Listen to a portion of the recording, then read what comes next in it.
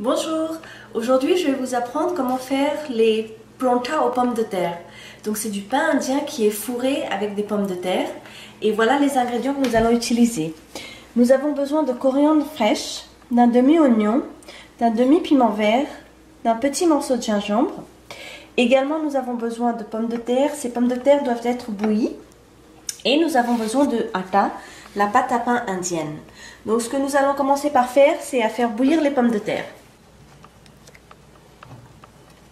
Donc pour faire bouillir les pommes de terre, je vais ajouter un peu d'eau dans cette casserole et je vais les faire bouillir jusqu'à ce qu'elles soient bien cuites, c'est-à-dire tendres. Les pommes de terre sont en train de bouillir depuis quelque temps et je vais juste vérifier avec un couteau si elles sont bien cuites.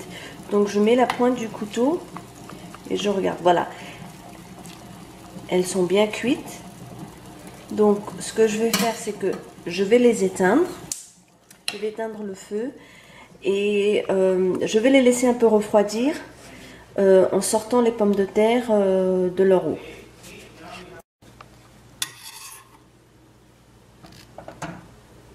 Voilà. Et comme ça, avant de passer à la suite, je vais attendre qu'elles soient bien refroidies car je dois les peler.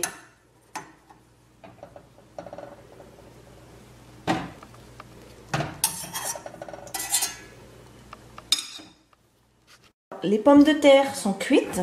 Comme vous pouvez le voir, je les ai épluchées et elles sont bien cuites. C'est-à-dire quand je mets la fourchette au milieu, elles s'ouvrent.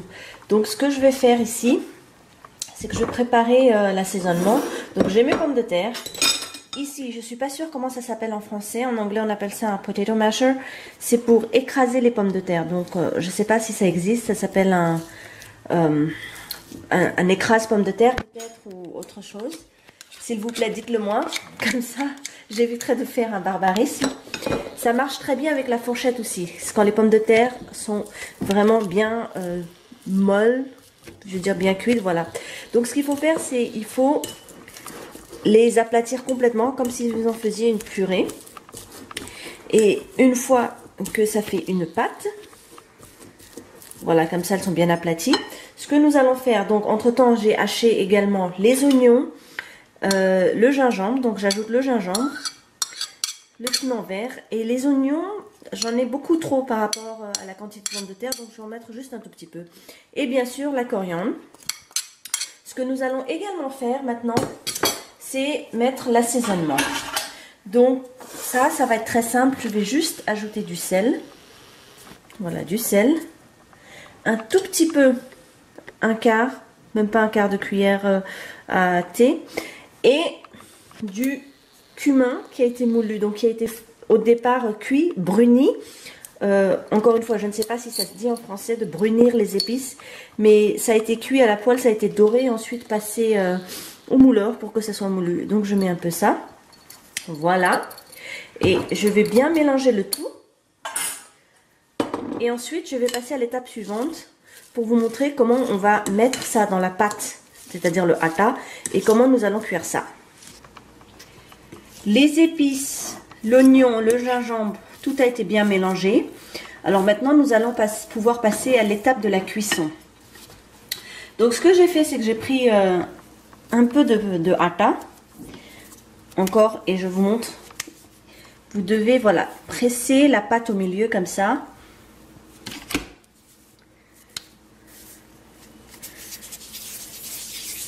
Et ensuite le rouler en boule. Voilà. Une fois que vous avez exactement cette forme là, vous allez l'aplatir d'abord sur la main et vous allez le mettre dans de la farine de blé complète comme ça, sèche. Donc maintenant ce que je vais faire, c'est que je vais rouler cette pâte un tout petit peu, je vais l'étaler.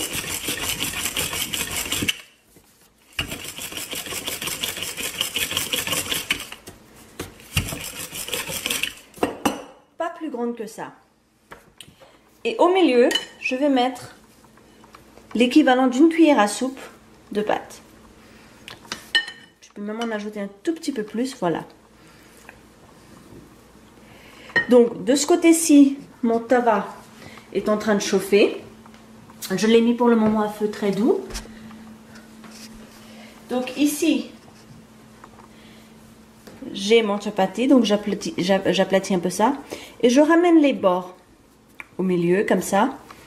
Je les ramène et je les presse ensemble. Donc, j'obtiens une boule un peu aplatie, comme ça. Et ça, je vais l'étaler.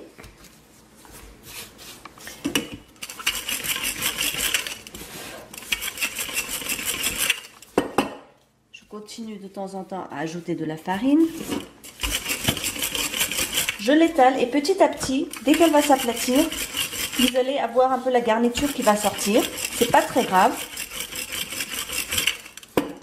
Ce que vous pouvez faire, c'est prendre la garniture qui déborde et la remettre dans la garniture qu'on va utiliser par la suite. Donc, je continue.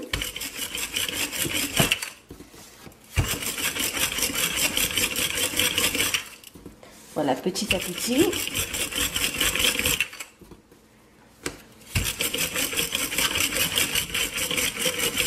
Voilà, maintenant, le pronta est suffisamment, elle est fine, vous voyez. Je ne sais pas si vous arrivez à voir. Donc, ce que je vais faire maintenant, c'est je l'étale un peu comme ça pour enlever la farine sèche et je la mets sur le tabac. Et là, je vais légèrement augmenter le feu et je vais le mettre à feu moyen. Donc, lors de la cuisson, ce qui va se passer, c'est que là, c'est complètement blanc. Et pour indiquer qu'un des côtés est cuit, cette pâte va devenir foncée. Une autre alternative pour les gens qui trouveraient trop dur de tout faire en une fois, c'est de faire 2 petites galettes simples. Et ensuite de les poser l'une sur l'autre. Donc ce que je vais faire, c'est que je vais faire 2 galettes simples et je garde un œil sur le pronta qui est en train de cuire.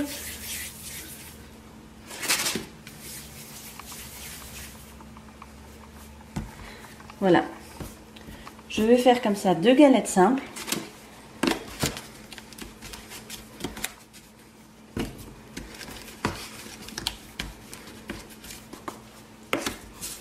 Pareil, je vais les étaler un peu à moitié.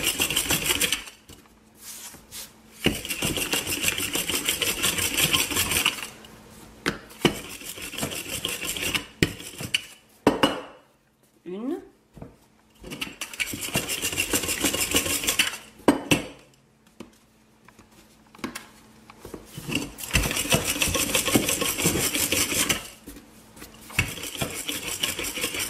Voilà, 2.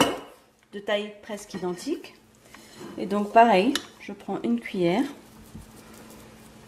un tout petit peu plus, je la mets au milieu et je vais mettre l'une sur l'autre comme ça et je vais bien presser les bords comme ça. Voilà, ensuite j'appuie au milieu. Voilà, maintenant ce qui se passe, c'est que ce côté là, vous voyez, c'est beaucoup plus foncé.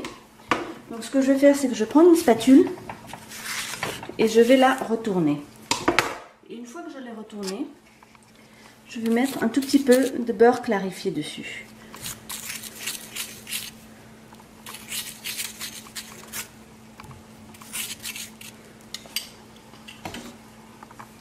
Et ce beurre clarifié va donner un côté croustillant au pronta. Donc je continue ici. J'ai ma galette faite de 2 simples galettes.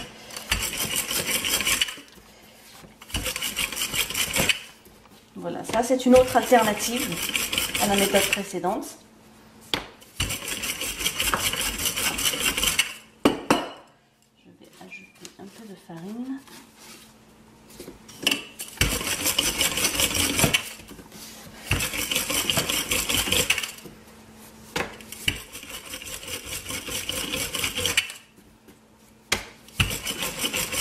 Voilà, donc ça c'est prêt en attendant que le premier pronta cuise. Maintenant nous allons repasser ici, donc je vais retourner ça. Et ce que je vais faire, c'est que je vais le tourner petit à petit et je vais appuyer légèrement avec la spatule. Et pendant que ça cuit sur ce côté-là, Donc, voici, le pronta est cuit. Comme vous pouvez le voir, il est bien doré des deux côtés. Voilà. Et en général, ces pains-là sont servis immédiatement parce que c'est beaucoup plus agréable de les manger tout chaud. Donc là, je vais ajouter le deuxième que j'ai fait avec l'autre technique et nous allons le faire cuire de la même manière. La pâte a changé de couleur et à ce moment-là, je vais retourner ce pronta. Voilà, et je vais ajouter également légèrement du beurre clarifié ou ghee. Je vais donc retourner le pronta et je vais commencer légèrement à appuyer avec la spatule. Et je vais laisser cuire ça un peu plus longtemps. Ce pronta est fait aussi et prêt à être servi. Voilà, bon appétit!